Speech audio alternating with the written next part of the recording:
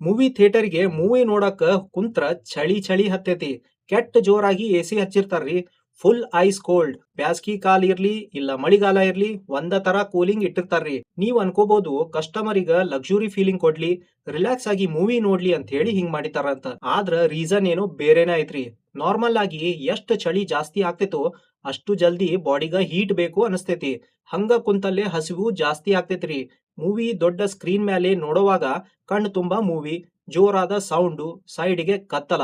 ಇದರಿಂತ್ರ brain ಮೇಲೆ sensory overload ಆಗಿರ್ತೈತಿ. Overload ಆದಾಗ ಬಾಡಿಗ ಫ್ಯೂಲ್ ಹಾಕೋಬೇಕು ಅನಿಸ್ತೈತಿ.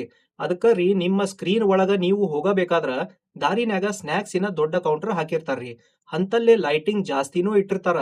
ಯಾಕಂದ್ರ ಮಂದಿ ಅದನ್ನ ನೋಡಿ ಹುಳಾ ತರ ಅಟ್ರಾಕ್ಟ್ ಆಗಿ ಇಂಟರ್ವೆಲ್ನ್ಯಾಗ ಬರ್ಬೇಕಂತ. ಸ್ಕ್ರೀನಿಗ ಹೋಗ್ಬೇಕಾದ್ರ ಸ್ನ್ಯಾಕ್ಸ್ ಕೌಂಟರ್ ನೋಡ್ಕೊಂತಾರ ಹೋಗ್ತೀರಿ.